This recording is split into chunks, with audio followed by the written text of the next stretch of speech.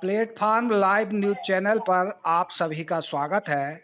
आज हमारे साथ फोन लाइन पर जुड़े हैं नरसिंहपुर जिले के वरिष्ठ पत्रकार, जिनसे आज के दौर की चल रही जिले एवं प्रदेश की राजनीति पर चर्चा करेंगे। जिसमें हमारे साथ आज मेहमान हैं अभिषेक श्रीवास्तव जी, जो टीवी पत्रकार हैं और राजनीति के अच्छे जानकार भी हैं। ब्रजेश दीक्षित जी हैं, जो राजनीतिक पत्रकार हैं। साथ ही दीपक श्रीवास्तव जी हैं, जो भी एक वरिष्ठ पत्रकार हैं। चर्चा की शुरुआत सबसे पहले करते हैं अभिषेक श्रीवास्तव जी से। अभिषेक श्रीवास्तव जी, जो जिले में जो राजनीति चल रही है, उस पर आपकी क्या प्रतिक्रिया है? देखिए, आज से एक दिन पहले तक, जब तक भारतीय जनता पार्टी की दूसरी सूची नहीं आई थी अनुज जी, तब तक बहुत सामान्य राजनीतिक नब्ज जो थी वह आराम से चल रही थी। धड़कनें बहुत स्लो थी और जो नब्ज है उसे टटोलने में जो जानकार हैं वह पकड़ भी पा रहे थे कि आखिर नब्ज कितनी तेज चल रही है और कैसे कैसे इस चुनाव को फेस किया जाएगा। लेकिन जैसे ही ये second list Bharatiya Janata party की आई, बहुत बड़े बड़े नाम आए, जिसमें 3 केंद्रीय मंत्री, 7 सांसद, नरसिंहपुर जिले से भी 2 सांसद, एक जिनमें एक केंद्रीय मंत्री हैं और दूसरे गाडरवारा से सांसद उदय प्रताप। तो ये बहुत बड़े नाम हैं। लोकसभा चुनाव, इसके अलावा केंद्र में इनका अपना वजन है। ऐसे नामों के सामने जरूर कांग्रेस सत्ते में आ सकती है और आई ही है। बहुत थोड़ा सा परिवर्तन होगा समीकरणों में, लेकिन ये कहना बहुत जल्दबाजी होगी कि चुनाव एक तरफा होगा या चुनाव किसी अन्य दिशा में बह रहा है, क्योंकि जब तक कांग्रेस के प्रत्याशी घोषित नहीं होंगे और जब तक चुनावी विसात पूरी तरह नहीं बिछेगी, चुनाव की डेट सामने नहीं आएगी, तब तक ये कह पाना मुश्किल है कि अभी समीकरण किसकी तरफ जा रहा है। लेकिन इतना जरूर है कि नरसिंहपुर जिला प्रदेश के चुनिंदा उन जिलों में शुमार हो गया है जहां की राजनीतिक उठापटक, जहां की राजनीतिक सफलताएं, जहां के रिजल्ट पर पूरे प्रदेश की नजर रहेगी। अनुज जी, अभिषेक जी, ये बड़े बड़े केंद्रीय मंत्री और सांसद बीजेपी के उतारने का उद्देश्य क्या हो सकता है? देखिए, जहां तक मेरी समझ है, मेरी राजनीतिक समझ कहती है, वो ये है कि ये चुनाव दरअसल मध्य प्रदेश का चुनाव नहीं है। ये नजर है 2024 के चुनाव में। यदि केंद्रीय मंत्रियों को उतारा गया है, जिनको आप पूरे चुनाव प्रचार की कमान दे रहे हैं, नरेंद्र तोमर जैसे बड़े नेताओं को, उन्हें आप विधानसभा का चुनाव यदि लड़ाने के लिए आदेशित करते हैं और वो लड़ रहे हैं, कैलाश विजयवर्गीय जो पश्चिम बंगाल का चुनाव जिन्होंने संभाला, वो विधायक का चुनाव यदि लड़ रहे हैं, केंद्रीय मंत्री प्रहलाद पटेल जैसे बड़े नेता यदि चुनाव लड़ रहे हैं, तो इसका सीधा जो मैं देख पा रहा हूं वो ये है कि ये 2024 पे नजर है। दरअसल अमित शाह और नरेंद्र मोदी, इनकी रणनीति साफ होती है। भारतीय जनता पार्टी कब क्या कर दे चुनाव के पहले, कब क्या घोषित कर दे, आप जहां सोचते हैं, जहां आपकी सोच खत्म होती है, उसके आगे से ये सोच शुरू करते हैं, एकदम नया निर्णय लेते हैं। तो ये निर्णय भी वैसा ही है। ये चाहते हैं कि 2024 के पहले वह मध्य प्रदेश को ना खोएं, वे छत्तीसगढ़ को ना खोएं, वे राजस्थान को ना खोएं। दक्षिण में बहुत अच्छी स्थिति में भारतीय जनता पार्टी नहीं है, ऐसे में वे इस तरह मध्य प्रदेश, राजस्थान और छत्तीसगढ़ जैसे राज्यों को नहीं खोना चाहते। ये वही रणनीति है। 2024 पर नजर है और बस तैयारी विधानसभा चुनाव की है। ब्रजेश दीक्षित जी, आपको अखबारों में लोग पढ़ना चाहते हैं, राजनीति की अच्छी खबरें आप निकालते हैं, आपकी क्या इस पर प्रतिक्रिया है? सबसे पहले तो मैं आपको शुभकामनाएं देना चाहूँगा, क्योंकि अक्सर हमारे यहाँ, जैसे आपने नगर पालिका चुनाव के दौरान एक सर्वे किया था और उसके पहले कई विधानसभा चुनाव में आपने समीक्षाएं की लोगों के बीच में जाके, वो बहुत ही स्तरीय होती हैं, तो इसके लिए धन्यवाद। आज मुझसे पहले अभिषेक जी काफ़ी कुछ बोल चुके हैं और जैसा कि उन्होंने कहा कि भाजपा की नज़र केंद्रीय चुनाव पर है, लोकसभा चुनाव पर है। मैं उनकी बात से पूरी तरह सहमत हूँ। मुझे लगता है कि भाजपा ने अपने बड़े चेहरों को जो मैदान में उतारा है, चाहे वो कैलाश पटेल जी हों, कैलाश विजयवर्गीय जी हों, राकेश सिंह जी हों, नरेंद्र तोमर जी हों या सांसद राव उदय प्रताप सिंह जी हो, आपको थोड़ा सा पीछे जाना होगा पिछले लोकसभा चुनाव में या उसके पहले 2014 में हुए लोकसभा चुनाव में। ठीक है। ये बात अक्सर चर्चाओं में होती थी कि लोकसभा चुनाव में भाजपा के प्रत्याशी नहीं बल्कि नरेंद्र मोदी जीत रहे हैं। तो भाजपा एक तरीके से अपने सांसदों की परीक्षा भी ले रही है कि आप मोदी लहर में तो जीत गए, अब आज आपको विधानसभा चुनाव जीतकर दिखाना है। दूसरा एक कारण ये और हो सकता है कि भाजपा सीधा मुख्यमंत्री का चेहरा पेश नहीं कर रही है, तो भाजपा ने अलग अलग सूबे जो है मध्य प्रदेश के, महाकौशल है, निमाड़ है, विंध्य है, उस जगह में ऐसे चेहरे दिए हैं जो उस क्षेत्र के बड़े चेहरे हैं। जैसे कि यदि महाकौशल का चुनाव होता है तो लोगों को लगेगा कि राकेश सिंह, प्रहलाद पटेल या सांसद राव प्रताप सिंह मंत्री बनेंगे, इनमें से कोई मुख्यमंत्री भी बन सकता है, तो लोग उन्हें वोट करेंगे।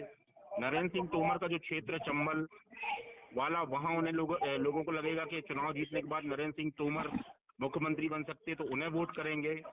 ये एक भाजपा की सोच हो सकती है, लेकिन व्यक्तिगत तौर पे मेरा आज भी ये मानना है कि शिवराज सिंह चौहान से बड़ा चेहरा कोई अब भी मध्य प्रदेश में भाजपा के पास नहीं है। तो हो सकता है कि बड़े चेहरों और लो प्रोफाइल चेहरों के बीच की लड़ाई में भाजपा को यहाँ मात खानी पड़े। लेकिन ब्रजेश जी, सीएम जो शिवराज सिंह हैं और जो और भी दिग्गज नेता सारे लोग विधायक बन जाएंगे तो फिर कैसे सरकार चलेगी, चल जाएगी क्या? बात यही तो हो रही है अनुज कुमार जी। क्या है कि जैसा कि अभिषेक जी ने कहा कि 2024 के चुनाव को ध्यान में रखते भाजपा टिकट का वितरण कर रही है। मेरा व्यक्तिगत मानना ये है कि भाजपा को मध्य प्रदेश, भाजपा के केंद्रीय नेतृत्व को मध्य प्रदेश के चुनाव से ज्यादा मतलब नहीं है। वो सीधे तौर पर 2024 का चुनाव देख रहे हैं। अब आप ये बताइए, जैसा कि आप नरसिंहपुर की राजनीति को बहुत अच्छे तरीके से जानते हैं, नरसिंहपुर में जालम सिंह पटेल चुनाव जीतने वाला चेहरा थे, उनकी जगह उनके भाई को टिकट देना, ये इसके पीछे क्या सोच हो सकती है?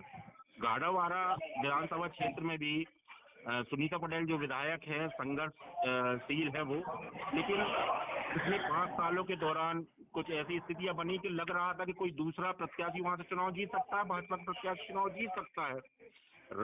जातिगत समीकरणों को दरकिनार करके वहां राव प्रताप सिंह को टिकट देना, ये भाजपा की किस सोच को दर्शाता है?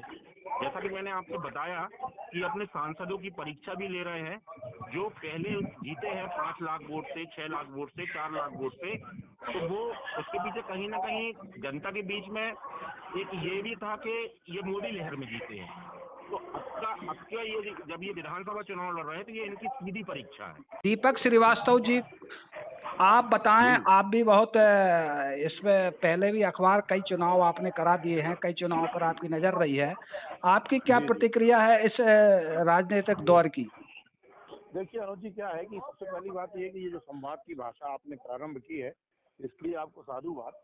और मुझे लगता है कि अभिषेक जी और ब्रजेश जी ने जो बात कही है, मैं काफी हद तक उस बात से सहमत हूँ।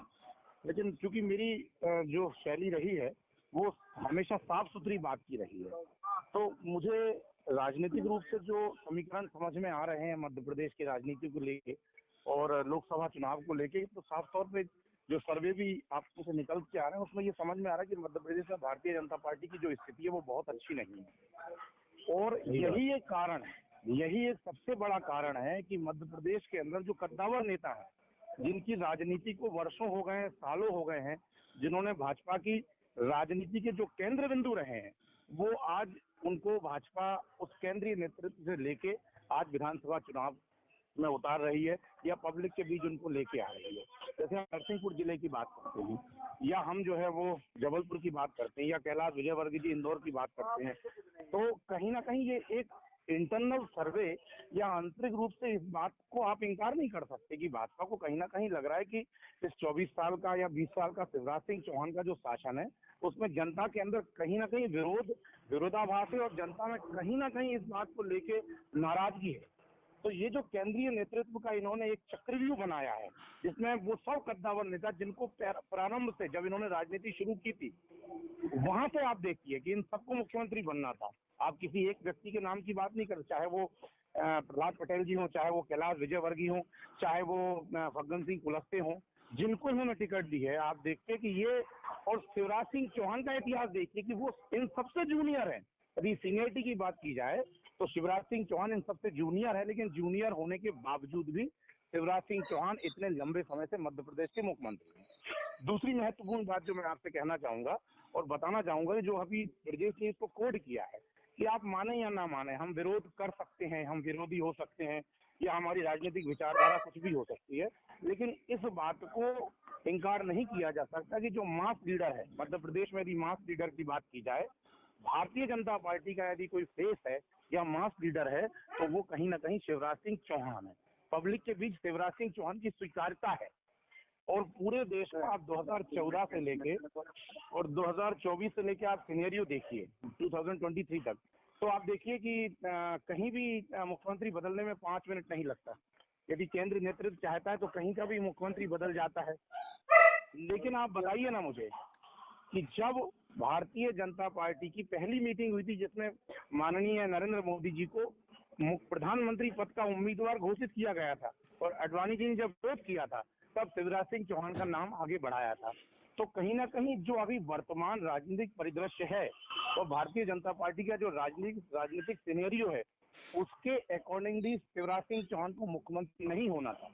लेकिन इन सब के बावजूद भी आज शिवराज सिंह चौहान मुख्यमंत्री। तो मुझे लगता है, मेरा अपना आकलन ये कहता है कि इस सब सिनेरियो को खत्म करने के लिए या पब्लिक के बीच एक प्रॉपर मैसेज देने के लिए कि भारतीय जनता पार्टी जो है वो नए नए प्रयोग कर सकती है, एक आम व्यक्ति को भी मुख्यमंत्री के लिए प्रोजेक्ट कर सकती है, सांसदों को भी वो उसकी ताकत क्या है उसका एहसास करा सकती है, इसके लिए जो है वो उन्होंने ये प्रयोग किया होगा। अगर हम नरसिंहपुर जिले की बात करते हैं तो 1956 से लेके यदि आप 2023 तक यदि हम देखते हैं और पूरा हम इतिहास निकालते हैं, तो आपने देखा होगा कि कद्दावर राजनेता, नरसिंहपुर जिले के कद्दावर राजनेता जो कश्मीर से जुड़े थे, जो सोनिया परिवार से जुड़े थे, इंदिरा गांधी के करीबी थे, अजय नारायण मुशरान को यही हमारे वर्तमान विधायक जालम सिंह पटेल, मुन्ना भैया जिनको कहा जाता है, इन्होंने उनको मात दी थी। तो मुझे लगता है कि कहीं ना कहीं जो है नरसिंहपुर जिले की यदि बात की जाए तो चुनाव हो सकता है कि सरल हो, लेकिन भारतीय जनता पार्टी और कांग्रेस के लिए, दोनों के लिए चुनाव सरल तो नहीं बचे हैं।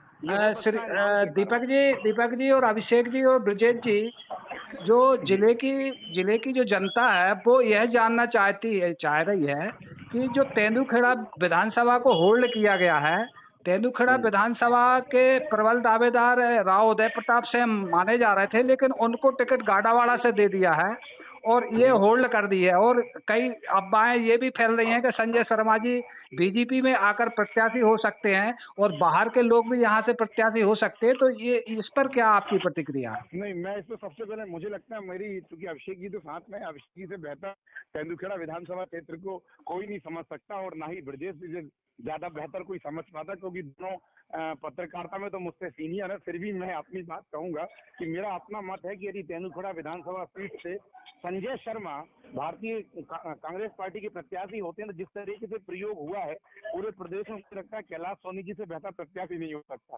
यदि उनको तेंदुखेड़ा से चुनाव लड़ाया जाए तो मुझे लगता है कि रोचक मुकाबला हो सकता है। क्या कहते हैं अभिषेक जी आप? देखिए, मेरा साफ तौर पर मानना है ये अटकलें हैं, और शायद व्हाट्सएप यूनिवर्सिटी की खबर भी हो सकती है ये कि संजय शर्मा भारतीय जनता पार्टी ज्वाइन कर रहे हैं। मेरे सूत्र को ये बात नहीं बता पा रहे हैं। मैं उनके भारतीय जनता पार्टी का सवाल नहीं है, मैं ये कैलाश सोनी बहुत अच्छा नाम लिया है आपने, कैलाश सोनी जी बहुत अच्छा नाम लिया है आपने। तेंदुखेड़ा में भारतीय जनता पार्टी के प्रत्याशी वजनदार हो सकते हैं, और तमाम उम्र में बरसों से देखता चला आ रहा हूँ, उनने उस क्षेत्र में बहुत उनके संपर्क हैं और बहुत उन्होंने काम किया है।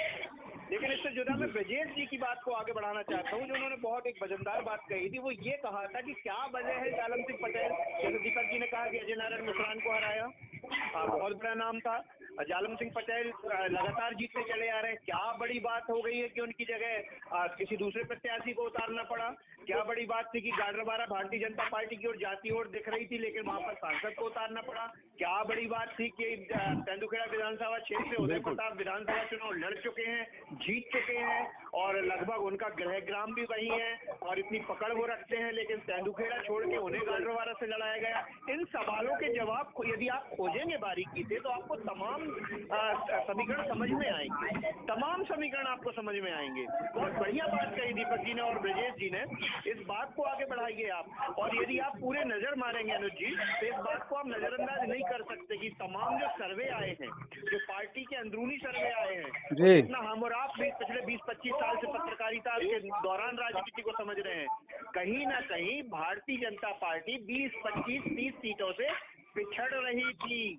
और ये बिल्कुल, बिल्कुल। 20, 25, 30 सीटों का खामियाजा और जो कमी है उसकी भरपाई करने की एक जरूरत है, उसकी भरपाई करने की एक कोशिश है कि एक तो आप जीतेंगे, साथ में एक दो को लपेटे में और जिता कर लेके आएंगे, तो शायद वो 20-25 सीटों का गड्ढा पूरा हो, पूरा लबुलवाब मुझे जो समझ में आता है वो भैया ही आता है। परफेक्ट, परफेक्ट, एग्री, मैं एग्री करता हूँ आपकी बात।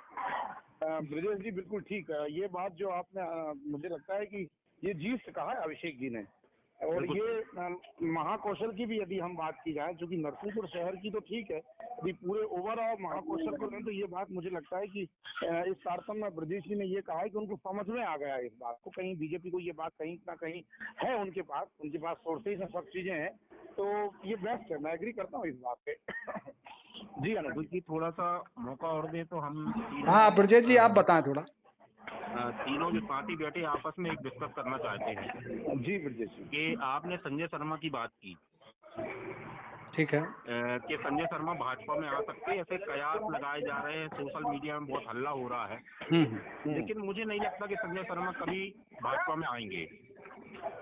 बल्कि मेरा मानना ये है कि कांग्रेस में कमलनाथ के बाद यदि महाकौशल क्षेत्र का कोई बड़ा चेहरा है तो वो है संजय शर्मा।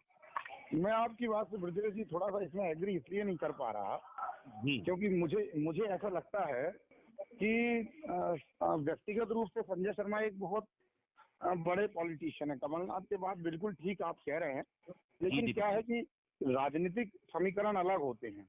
हम निष्ठा पे जो है, हमको सवाल तो उठेंगे निष्ठा पे, चाहे वो संजय शर्मा हो, चाहे वो जालन सिंह हो। दीपक जी, ब्रजेश जी की बात चाहे वो को गहराई प्रताप से जी हो। सोचें आप। हाँ, गहराई हाँ। से ब्रजेश जी की बात को आप सोचें, समीकरण बहुत तेजी से बदले हैं। और संजय शर्मा, यदि महाकौशल की बात ब्रजेश जी कह रहे हैं तो आप उस समीकरण पर जाइए। आज की डेट में नरसिंहपुर जिला और नरसिंहपुर जिले से लगे हुए जिलों में यदि महाकौशल के एक दो नेताओं को छोड़ दें तो संजय शर्मा कांग्रेस में बहुत तेजी से बढ़े हैं, क्योंकि जगह उन्हें खाली मिली है और आज कमलनाथ जी के बहुत नजदीक वो पहुंचे हैं। मैं एग्री कर रहा हूँ ना संजय शर्मा के व्यक्तित्व को लेके और संजय शर्मा की राजनीतिक जो पृष्ठभूमि है उसको लेके बिल्कुल मैं सवाल नहीं उठा रहा, लेकिन सवाल ये उठता है ना कि आप देखिए पूरा सिनेरियो कि संजय शर्मा के सामने अभी तक भाजपा ने इतने दो जो चुनाव हुए, कोई भी वजनदार प्रत्याशी कहाँ खड़ा किया? क्या लगता है इससे आपको? कहीं ना कहीं ये नहीं लगता कि ये भाई भतीजावाद तो चल रहा है ना कि ठीक है, यदि सरकार में कुछ प्लेटफॉर्म लाइव में हमें ये मौका दिया है तो ब्रजेश जी और दीपक जी हमारे सामने हैं। अनुज जी खुद एक वरिष्ठ पत्रकार हैं और लंबे समय से, कई सालों से यहाँ पत्रकारिता कर रहे हैं, तो थोड़ा सा आप यदि स्थिति को बदलें और विषय को बदलें, थोड़ा एक बार बता दीजिए ना कि इनका मुकाबला करने के लिए उम्मीदवार कौन हो सकता है जो रोमांचक मुकाबला कर सकता है? कौन हो सकता है गाड़रवारा से उम्मीदवार का? कौन हो सकता है नरसिंहपुर से उम्मीदवार? मुझे आप बताइए। सही में विषय को बदलना चाहिए, क्योंकि लंबी बात हो गई है, श्रोता भी ज्यादा देर नहीं सुन पाते हैं। ना श्रोता तो सुन रहा है, कोई समस्या नहीं है। श्रोता तो सुन, इस देश के श्रोता सिर्फ सुनने के लिए बने हुए हैं, अब करने के लिए कुछ नहीं बने। मैं सभी श्रोताओं को सम्मान करता हूँ जो केवल सुन सकते हैं और कर नहीं सकते, इसलिए मेरा सब श्रोताओं से ये निवेदन है कि आप सुनिए, बाकी करना तो आप सबको जनता जनार्दन है। ब्रजेश जी ये बताएं, गाड़रवारा से सबसे अच्छा उम्मीदवार कौन हो सकता है? हाँ बताइए, बिल्कुल ठीक कह रहे हैं आप। इस पार्टी से कांग्रेस से, जो चूंकि अब एक ही पार्टी ऐसी बची है जिसका प्रत्याशी घोषित नहीं हुआ है, तो कौन ऐसा प्रत्याशी हो सकता है जो वहां पर टक्कर दे सकता है? क्योंकि मेरा सोचना ये है कि आप देखिए, थोड़ा सा अपन पिछले चुनाव के और पिछले चुनाव में चले जाएंगे। सुनीता पटेल जी जो है, उन्होंने अपने आप को साबित किया है। वो इसके पहले बागी होकर चुनाव लड़ी थी, तब कांग्रेस तीसरे नंबर पे चली गई थी। उसके बाद कांग्रेस ने उन पर भरोसा जताया, वो कांग्रेस की टिकट पे लड़ी और अच्छे खासे वोटों से चुनाव जीत कर आई और एक ऐसे प्रत्याशी चुनाव जीती जो उस समय भाजपा का सबसे मजबूत प्रत्याशी था। परफेक्ट। 5 साल उन्होंने शासन किया, 5 साल वो विधायक रही, मात्र 18 महीने कांग्रेस की सरकार रही। मुझे ये लगता है कि सुनीता पटेल ने इन 5 सालों के दौरान 18 महीने के कार्यकाल की सरकार छोड़ के बाकी समय अच्छा काम किया है। नहीं तो मेरी नजर में तो स्वाभाविक उम्मीदवार सुनीता पटेल ही है। लेकिन जैसे अनुज कि जी, दीपक समीकरण जी, यदि बदल आप रहे मुझे हैं। सुन पा रहे हैं, अनुज जी, दीपक जी, आप यदि मुझे सुन पा रहे हैं तो मेरा सीधा सवाल ये है कि जिस प्रकार से चर्चा चल रही, क्या गौतम पटेल कांग्रेस ज्वाइन करेंगे, वे उम्मीदवार होंगे? क्या नरसिंहपुर से देवेंद्र पटेल गुड्डू उम्मीदवार होंगे, लाखन सिंह पटेल उम्मीदवार होंगे? जिस प्रकार से अभिषेक नाम जी, चल रहे आपने हैं, हमें उन पर ज्यादा चर्चा करनी है। ना मेरा जी। सोचना ये कि आपने सुनीता पटेल की जो बात कही ब्रजेश जी ने, कि मैं मानता हूँ कि क्या होता है जब आप विरोध में रहते हैं तो आपकी छवि बहुत चमकती है, लेकिन जब उदय प्रताप सिंह जी के नाम की घोषणा नहीं हुई थी तब तक मेरा ये आकलन था कि सुनीता पटेल जी चुनाव हारेंगे, मुझे ऐसा लग रहा था। मेरा भी उससे यही जो भी आकलन था। दीपक जी, आपकी बात से मैं पूरी तरह सहमत हूँ। लेकिन जैसे ही उदय प्रताप सिंह जी के नाम की घोषणा हुई, सांसद उदय प्रताप सिंह जी की नाम की घोषणा, देखो आपको जातिगत समीकरण को आप इंकार नहीं कर सकते, ये पूरे बिल्कुल नहीं देश कर में है। सकते। यदि हम ये कहें कि नहीं साहब, लोधी बहुल क्षेत्र नहीं है, कौरव बहुल क्षेत्र नहीं है, ब्राह्मणवाद नहीं है, ठाकुरवाद नहीं है, लालावाद नहीं है, तो इस देश की राजनीति में ये बातें अब किफायत हो चुकी हैं और अकेला ये सारी नरसिंहपुर पार्टियां भी जिला नहीं स्वीकार कर चुकी हैं इस बात को। और सभी। तो अब आप यदि गाडरवारा की राजनीतिक पृष्ठभूमि को माने, आप उस समय से माने जब पहला चुनाव हुआ था, उस समय से आप माने, तो यदि उस समय से देखा जाए तो वहाँ जो है वो अभी जो मुझे लगता है कि उदय प्रताप के नाम की घोषणा से सुनीता पटेल को बल मिला है ब्रजेश जी, और मुझे लगता है शायद सुनीता पटेल ज्यादा अच्छी स्थिति में आ गई है, उससे पहले नहीं आती। अच्छा, फिर आप देखिए गौतम पटेल जी की अपनी राजनीतिक पृष्ठभूमि है, उधर आप यदि बात करें कि साधना स्पर्धी की उनकी अपनी राजनीतिक पृष्ठभूमि है, तो उनकी राजनीतिक पृष्ठभूमि और गौतम पटेल जी की राजनीतिक पृष्ठभूमि को यदि हम कंबाइंड करें तो उदय प्रताप कहाँ फिट बैठेंगे, आप बताओ। तो आप उदय प्रताप के इतिहास पे भी यदि देखेंगे तो उदय प्रताप जी के जितने चुनाव लड़े हैं वो कौन सा चुनाव हारे हैं? आप ये भी देखें, आप लोकसभा चुनाव देखें, विधानसभा चुनाव देखें, ऐसी परिस्थिति में कांग्रेस के लिए, खासतौर पर संजय शर्मा जी के लिए ये बहुत बड़ी चुनौती है कि कौन से कैंडिडेट ये यहाँ पर चलते हैं, कमलनाथ कौन से कैंडिडेट लेकर आते हैं। और लोधी वोट बैंक में नरसिंहपुर विधानसभा की बात हम करें तो ऐसा कौन सा प्रत्याशी होगा जो प्रहलाद पटेल जी को बहुत बड़ी चुनौती दे सकता है? ये बहुत बड़ी चुनौती आ गई है बड़ी शानदार बात कही है। सवाल प्रहलाद पटेल को चुनौती देने का नहीं है, सवाल ये है कि यदि लाखन सिंह, चूंकि जिनकी टिकट फाइनल है, इसमें कोई इनकार नहीं कर सकता, कमलनाथ जी लाखन सिंह की जगह किसी दूसरे को प्रत्याशी बनाएंगे, मुझे नहीं लगता। लाखन सिंह का चुनाव जीतना, लाइन पर है, ब्रजेश जी लाइन पर है, क्या वो इस बात से सहमत है कि लाखन सिंह जी की टिकट आज की डेट में फाइनल है? नहीं, आज की डेट में दीपक श्रीवास्तव जी, आज की डेट में उनकी टिकट फाइनल नहीं है। जिस प्रकार से प्रहलाद पटेल जी का जो बड़ा नाम सामने आया है, उससे पार्टी इस पर विचार कर रही है। अनुज जी, मेरा भी इस बारे में मानना यही है जैसा आपने कहा। परसों तक जब भाजपा की दूसरी लिस्ट नहीं आई तब तक हम ये नहीं कह सकते कि यहाँ जालम सिंह चुनाव नहीं लड़ेंगे। बिल्कुल सही। आखिरकार एक नया चेहरा आया, अब चूंकि नए समीकरण बन गए हैं, प्रहलाद पटेल चुनाव मैदान में उतर गए, बहुत बड़े चेहरे हैं, वो भाजपा के केंद्रीय मंत्री हैं अभी, तो ऐसी स्थिति में कांग्रेस भी विचार कर सकती है। नहीं, कांग्रेस विचार नहीं करेगी ब्रजेश जी। सवाल क्या है कि भाजपा के पास विकल्प है। भाजपा वो पार्टी, विश्व की सबसे बड़ी पार्टी है, वो हर प्रकार के प्रयोग कर सकती है, उसमें कहीं कोई समस्या नहीं। आप सोचिए कि वो प्रहलाद पटेल जी नहीं, वो हो सकता है शिवराज सिंह चौहान को विधानसभा चुनाव लड़ा दे, वो भी नरसिंहपुर हो सकता है। लेकिन मुझे लगता है कि आप एक्चुअली, मुझे लगता है हम इतिहास में भी जाएं, कमलनाथ जी का जो चुनाव था, उस पूरे चुनाव के अंदर ब्रजेश जी आपको ध्यान होगा, सबसे ज्यादा कमलनाथ जी को यदि राजनीतिक रूप से या व्यक्तिगत रूप से किसी से तकलीफ हुई थी तो प्रहलाद पटेल और जालम सिंह से हुई थी। मैं गलत तो नहीं कह, आपको याद होगा वो चुनाव। हाँ, राजनीतिक तो मुझे लगता है प्रहलाद पटेल का राजनीतिक रूप से नरसिंहपुर जिले से विधानसभा चुनाव लड़ना कांग्रेस को एक कर गया। अभी तक कांग्रेस में लाखन सिंह के पटेल के नाम को लेके जो एकता नहीं थी, जो यूनिटी नहीं बन रही थी, अब वो यूनिटी कमलनाथ के लेवल पे बनेगी।